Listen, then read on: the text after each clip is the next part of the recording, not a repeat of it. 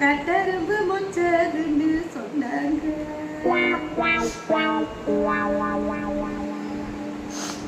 பாடு பாடுறி ராசாத்தி.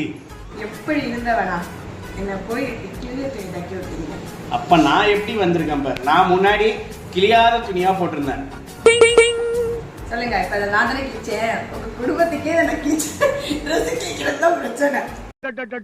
எங்க அப்பா உலகத்துல தோசையை திருப்பி போட்டு பாத்திருக்கேன். இப்ப இட்லியவே திருப்பி போடுறானே. எங்கேயோ போயிட்டீங்கடா சாமி. நான் இந்த பிரச்சனை கொண்டு போனா நீ வேற பிரச்சனை கொண்டு போயிட்ட. அப்புறம் லைட்டா மடக்கி தைக்கிற. மடக்கி தைச்சாதான் நிக்கும்.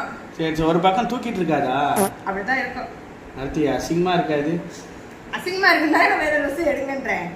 இப்ப கையில காசு இல்ல. அடுத்து கையில காசு இல்லைன்னா போன்ல இருக்கும். ஜிபேல இருந்தா நீ எடுத்துக்கோ. இப்போ உனக்கு ஹாஸ்பிட்டல் கொடுக்கணும், தம்பிக்கு ட்ரெஸ் எடுக்கணும், வண்டிக்கு பெட்ரோல் போடணும், வீட்டுக்கு வாடகை கட்டணும், கரண்ட் பில் கட்டணும். ஒரு குடும்ப தலைவனா இருந்துகிட்டு இப்ப எல்லாத்தையும் சொல்லி காட்டக்கூடாது. இப்ப நான் சொல்லி காட்டல, நீ கேட்டதுக்கு நான் பதில் சொல்றேன்.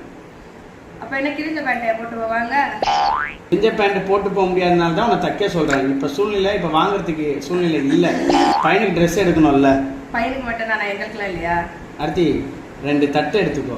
என்ன 2 தட்டு எடுத்துட்டு நம்ம பையனை சேர்க்க வேண்டாம். இந்த வருஷமாவது எனக்கு ட்ரெஸ் எடுத்து கொடுத்துருக்கீங்களா? ஐயோ தீபாவளிக்கு என்னதான் உனக்கு செஞ்சாலும் பத்தலன்னு தான் சொல்லுவேன். தீபாவளிக்கு ட்ரெஸ் எடுத்து கொடுத்தீங்களா? ட்ரெஸ் பீரோவை திறந்தனா அவ்வளவு ட்ரெஸ் இருக்கு. அது நீங்க வாங்கி கொடுத்தது இல்லையே. ஓ நீ வேற நான் வேறன்ற மாதிரி இருக்கு. நீங்க வாங்கி கொடுத்தது தான் அது ட்ரெஸ் தீபாவளி. அப்ப நான் எடுத்து கொடுக்கறதா நீ போடணும் தீபாவளி. அப்ப நிறைய ட்ரெஸ் இருக்குல்ல, வேண்டாம். புது ட்ரெஸ் அவ்வளவு இருக்கு.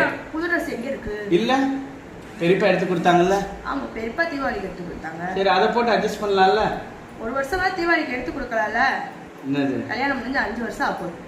இருக்கட்டும். 5 வருஷத்துல ஒரே ஒரு வருஷம் மட்டும் தான் தீபாவளிக்கு. 5 வருஷத்துல நான் ஏதாவது இம்ப்ரூவ்மெண்ட் இருக்கா? ஏதாவது நம்ம ஏதாவது முயற்சி ஏதாவது அடிச்சு ஏதாவது லேண்டு கீண்டு இல்லை வேற ஏதாவது வாங்கியிருக்கோமா? வாட்டர் ட்ரெஸ் தச்சு போட்டா எந்த லேண்ட் வாங்குறது? இழுத்து பிடிங்க.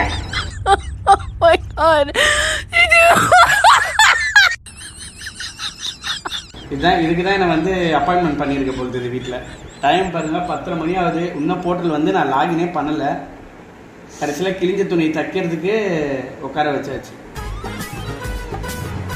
பேசு. என்ன பேசுவேன். அப்புறம் நிறைய உண்மை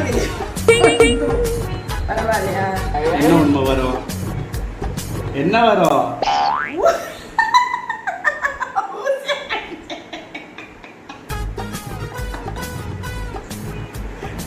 என் பேண்ட் தான் இச்சு போயிருக்குன்னு பார்த்தேன்.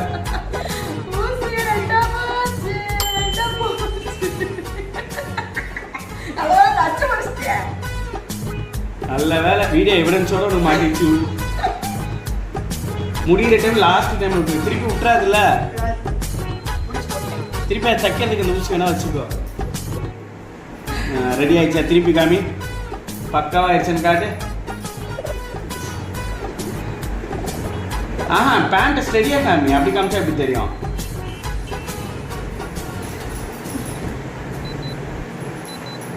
காட்டு. நல்லா தூக்கி காட்டு. ஏதோ வெட்டுப்பட்ட மாதிரி இருக்கு. பரவாயில்ல, ஏதோ கொஞ்ச நாளைக்கு அட்ஜஸ்ட் பண்ணிக்கலாம். ஒரு 2-3 நாள் அட்ஜஸ்ட் பண்ணிட்டு அப்புறம் புது பேண்ட் ஏதாவது வாங்கி தைச்சாதான் கரெக்டாக இருக்கும். பார்த்துலாம்.